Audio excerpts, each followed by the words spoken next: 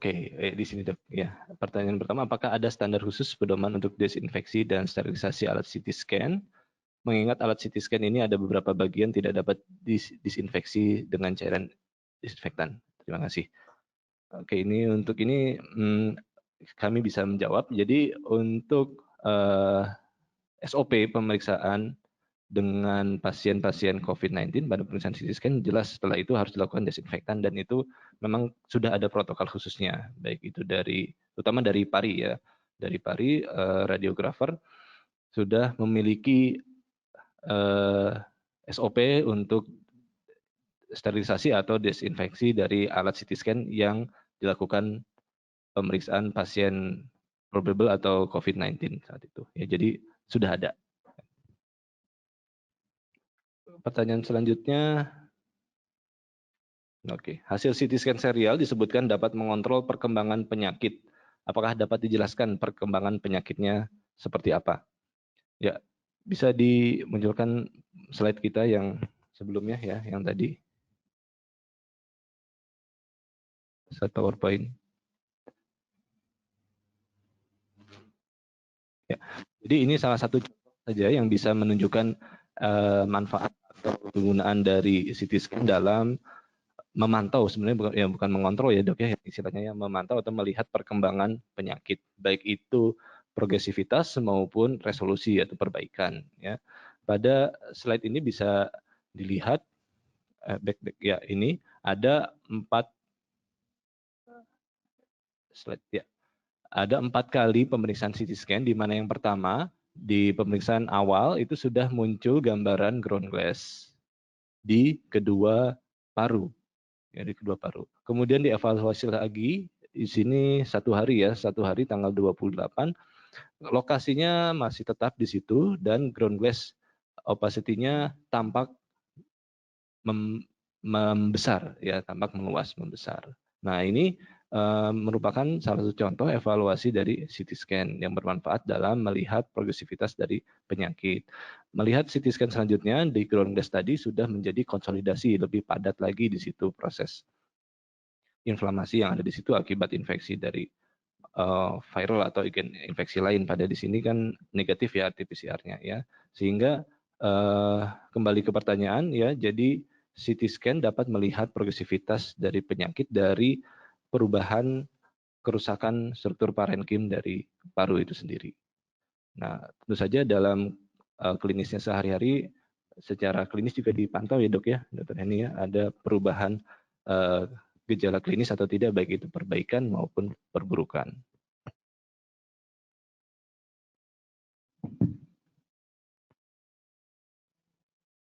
Dari webinar ada pertanyaan lain? Sudah. Dok, ini di YouTube ada beberapa komentar juga ini dok, yang mungkin lebih aplikatif. Mungkin di YouTube ya? Oh, ada yang angkat tangan? Ya. Oke, silakan.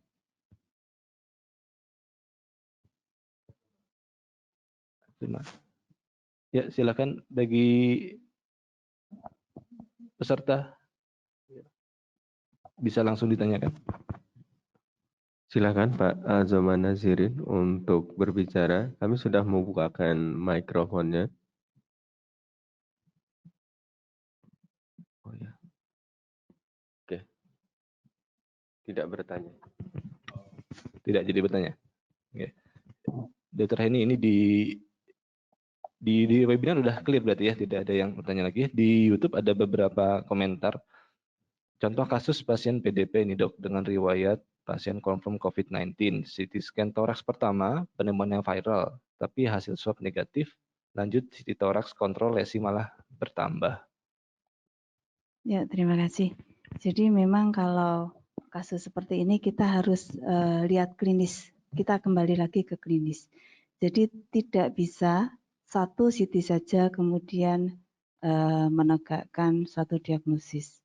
Jadi nanti kriteria PDP-nya ini kita harus lihat apakah ada riwayat kontakkah dengan kasus, terkonfirmasi adakah riwayat perjalanan di area-area yang memang dia ada transmisi lokal, atau mungkin manifestasinya sebagai seperti tadi, tidak ada riwayat kontak, tidak ada riwayat perjalanan, tetapi masuk kriteria unexplainable severe respiratory tract infection. 1. Manifestasinya biasanya ili, disertai dengan adanya leukopenia, limfositopenia kurang dari 1000, trombositopenia, CRP-nya tidak terlalu tinggi, prokalnya bahkan mungkin normal atau sedikit meningkat. Mungkin itu yang perlu kita perhatikan. Kalau itu masuk dan swab-nya negatif, kemungkinan besar dia sudah masuk ke dalam kasus yang probable. Seperti itu.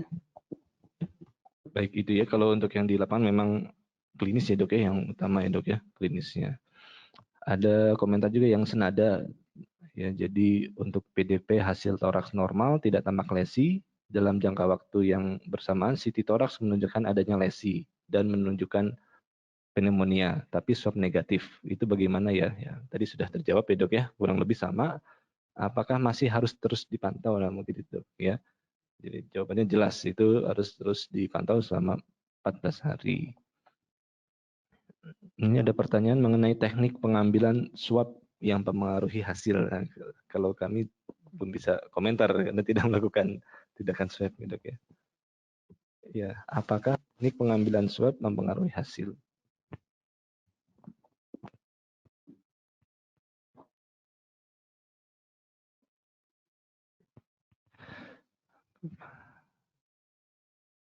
Kemudian ada, ini masih kami cari ya karena bukan bidang kami, dokter ini juga enggak meswab ya dok ya? Iya. Terima kasih. Mungkin kalau protokol bagaimana swab kita bisa cari, tetapi kalau berdasarkan systematic review yang keluar 2 hari yang lalu, bahwa antara oropharyngeal dan nasopharyngeal swab itu lebih superior yang nasopharyngeal swab. Sehingga kalau memilih metode mungkin lebih kita sarankan untuk yang nasopharyngeal swab. Seperti itu. Cuman kalau protokolnya mungkin kita bisa baca. Ya, baik. Ini mungkin topik yang menarik, mungkin salah satu masukan juga buat nanti serial webinar selanjutnya mengenai swab ya. Pertanyaan selanjutnya juga masih dari diskrepansi tadi ya dok ya, diskrepansi hasil ya, bagaimana dengan kasus ODP jika rongsen toraks hasil BP, DD COVID, sedangkan rapid test negatif. Ini pertanyaannya pada kasus ODP dok. Ada komentar dok, silakan dok untuk edukasi sekalian. Ya, terima kasih. Kita kembali lagi ke klinis. Selama itu pasiennya tidak ada gejala, kita bisa isolasi di rumah selama 14 hari. Tetapi kalau ada perburukan, pasien diminta datang. Seperti itu. Dan hari ke-14-nya kita ulang swab. Ya, gitu. Jadi kembali ke kondisi klinisnya ya. Sebenarnya sudah ada algoritma juga ya dok ya. Untuk ODP sebenarnya tidak perlu periksa ke dokter ya dok ya. Untuk ya isolasi mandiri di rumah dengan memantau kondisi klinisnya, apabila ada perburukan baru periksa. Ya, kemudian bisa jadi PDP setelah itu. Untuk rapid test mungkin juga nanti ada sesi lain mungkin ya. Jadi masukan untuk pembahasan webinar selanjutnya untuk masalah rapid test. Ini ada pertanyaan selanjutnya mungkin agak itu ya dok.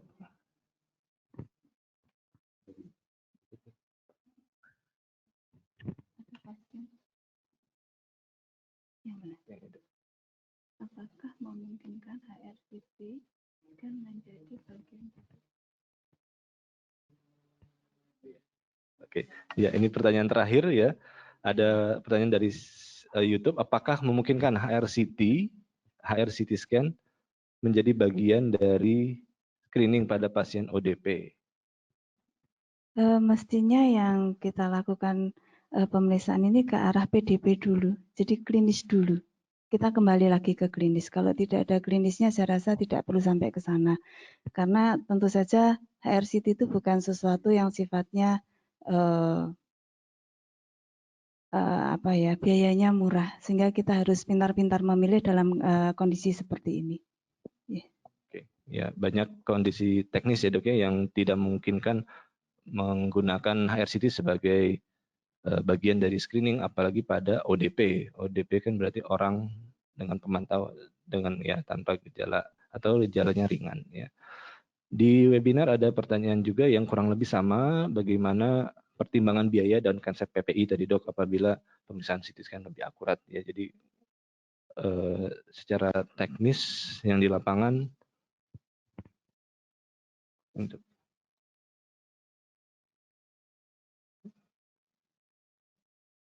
perlu pertimbangan biaya ya konsep PPI alat.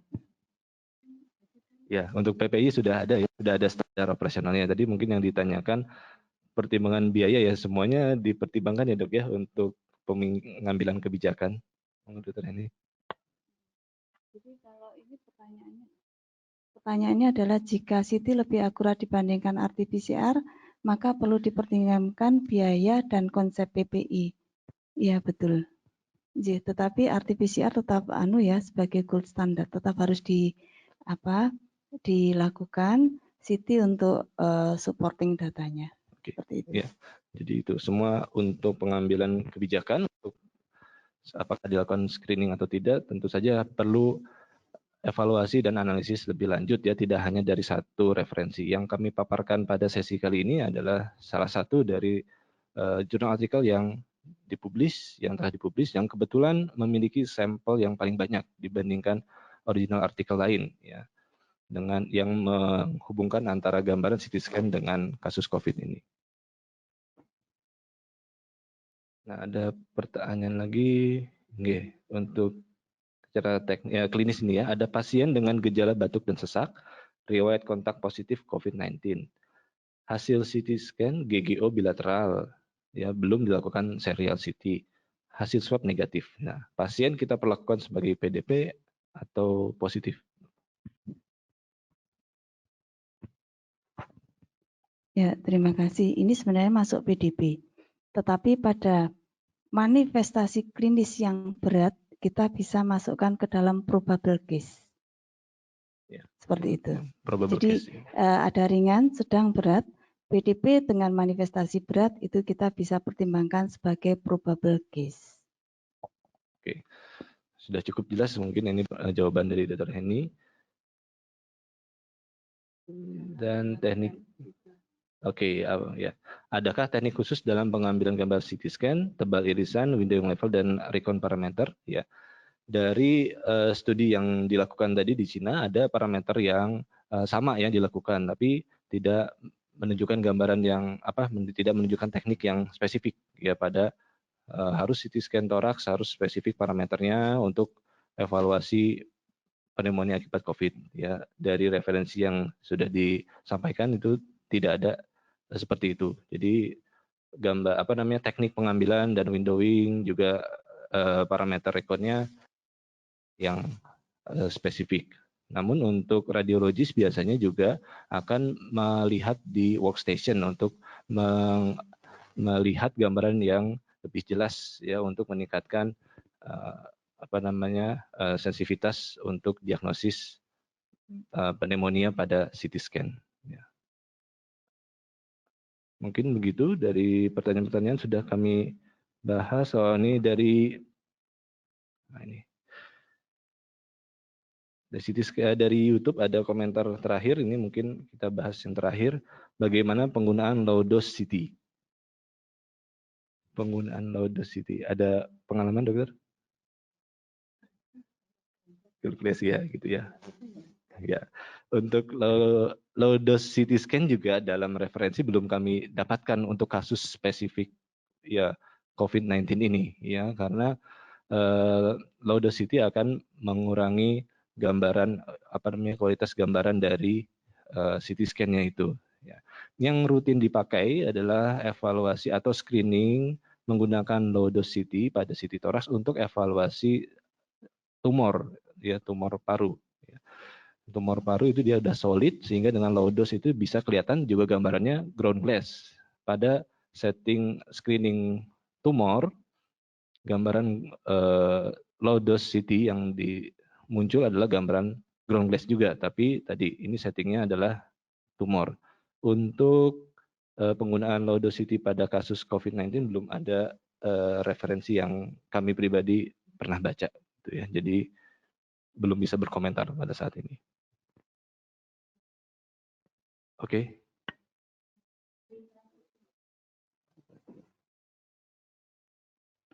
Angkat tangan. Oh ya, silakan peserta webinar.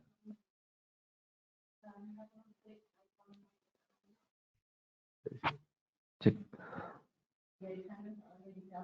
Ya.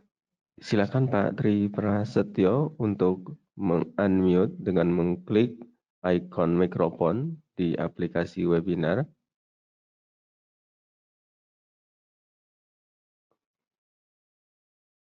Halo, selamat siang Pak Tri Prasetyo.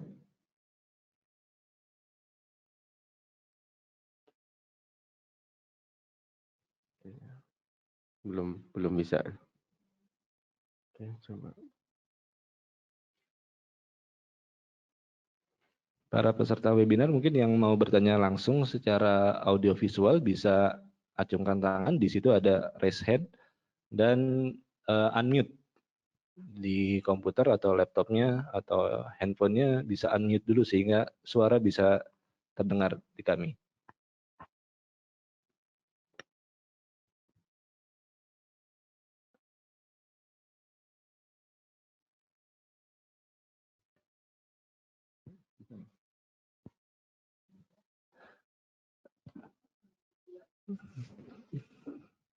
Baik, untuk pertanyaan sudah habis ya, di YouTube juga sudah selesai. Ada lagi? Silakan dari sejawat dari Rumah Sakit Magelang. Ya, saya. Ya, Assalamualaikum warahmatullahi wabarakatuh. Waalaikumsalam Terima warahmatullahi. kasih. Terima kasih atas kesempatannya. Kebetulan ini webinar saya mungkin saat ini karena di pelayanan teman-teman belum pada hadir semua. Mungkin saya hanya menambahi. Kebetulan saya radiolog di Rumah Sakit Jiwa Magelang. Ada tadi pertanyaan tentang serial CT scan. Kebetulan kami kemarin sempat ada pelatihan in-house training yang masih berlanjut hingga saat ini di rumah sakit kami. Mungkin saya boleh ya dok ya, saya memberikan suatu informasi gitu, boleh nggih? Silakan dok. Artinya saya kebetulan saya mengisi di in-house training itu secara teoretikal saya ambil dari jurnal penelitian dari Bai Feng Pan et al. Di bulan Februari tahun 2020, di situ ditulis penelitiannya berjudul Time Course of Lung Gas Change on Chastity During Recovery from 2019 until novel coronavirus COVID-19.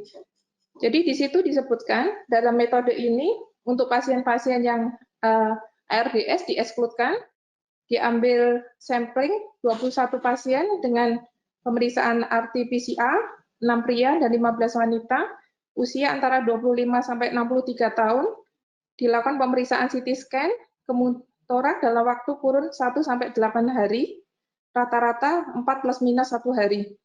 Semua pasien dirawat inapkan selama 17 plus minus 4 hari, rata-rata 11 sampai 26 hari. Kemudian dinilai 5 lobus yang terlibat lesi. Dari yang dieskludkan ARDS itu tuh dapat disimpulkan 4 stage dari fase serial CT scan chest CT-nya, yaitu stage 1, time course-nya butuh waktu 0 sampai 4 hari dari onset, itu akan terlihat gambaran GGO, ada pada 18 sampai 24 pasien, sekitar 75%, kemudian stage 2 adalah 5 sampai 8 hari, dengan evaluasi di CT scan ditemukan peningkatan crazy paving pattern, di 53% dari 9 per 17 pasien.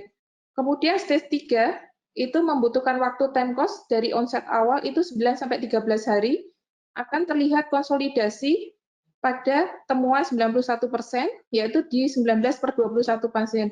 Nah, di stage 4, pada kurun waktu lebih atau sama dengan 14 hari, terjadi gradual resolusi konsolidasi, ditemukan pada 75% kasus, dengan 15 per 20 pasien.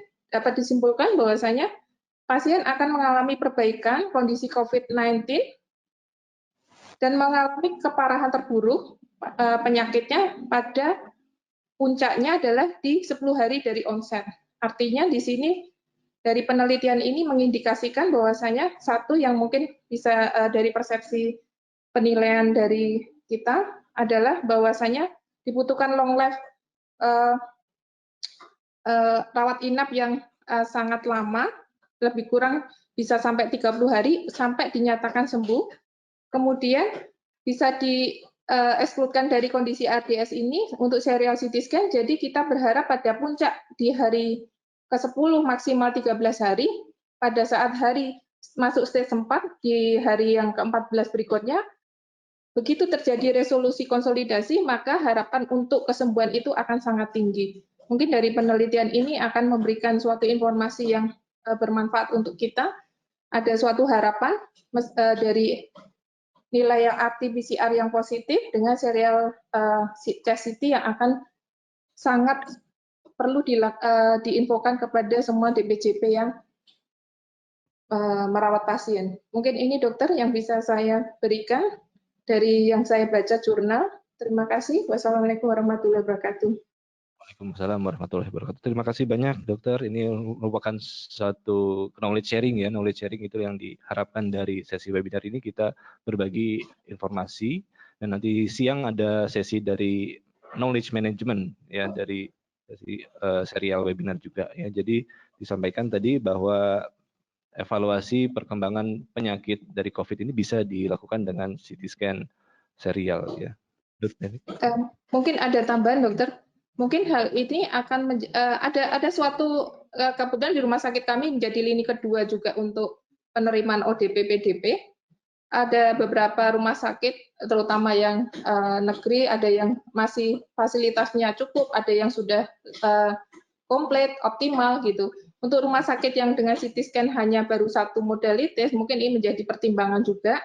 Kemudian yang perlu kami memberikan informasi, kesulitannya di kami adalah ternyata pada saat tiba-tiba pasien itu kita sulit untuk menentukan, oh ini sebenarnya onset hari keberapa. Mungkin pasien sudah masuk ke stage 3 pada suatu saat memburuk, akan datang di rumah sakit kita masing-masing. Pada saat terjadi konsolidasi berarti kita anggap itu stage ketiga. Mungkin bisa dibuktikan pada pemeriksaan chest X-ray secara konservatif atau pada pemeriksaan CT scan yang lebih akurat lagi. Mungkin itu dokter. Jadi kita mungkin bisa membayangkan ini pasien masuk di stage 1, 2, 3 dengan berhitung dari time cost waktu yang dari penelitian ini. Terima kasih. Dokter ini ada komentar? Ya, terima kasih dok. Sedikit menambahkan. Jadi memang perbaikan klinis pasien itu bisa dilihat dari gambaran CT, tetapi gambaran klinisnya juga kita harus perhatikan. Misalnya perubahan beban dari model ventilatornya, saturasinya membaik, trombositopeninya membaik, limfositopenianya juga membaik, dan secara klinis pasien juga mulai secara umum lebih baik. Mungkin klinis juga harus dipertimbangkan pada kasus ini. Ya, terima kasih. Dokter. Ya, terima kasih Pak. Ya, terima kasih atas diskusinya yang sangat berharga ini dokter ya. Masukan dari apa yang kita dapati di lapangan sehari-hari dengan kesulitan dan kondisi yang terbatas ya. Mungkin untuk sesi pada hari ini kami cukupkan, kami kembalikan kepada moderator Dr. Ica. Silakan Dr. Ica. Ya, terima kasih Dr. Amri dan Dr. Heni. Mohon maaf tadi laptop saya sempat hang, jadi hilang sementara. Terima kasih Dr. Amri untuk tadi memandu jalannya proses tanya jawab. Baik para pemirsa sekalian, sekali lagi kami ucapkan terima kasih kepada Dr. Amri Wicaksono pribadi selaku presentan dan juga kepada Dr. Heni Retnowulan selaku pembahas. Sampai jumpa lagi di webinar kita selanjutnya. Assalamualaikum warahmatullahi wabarakatuh.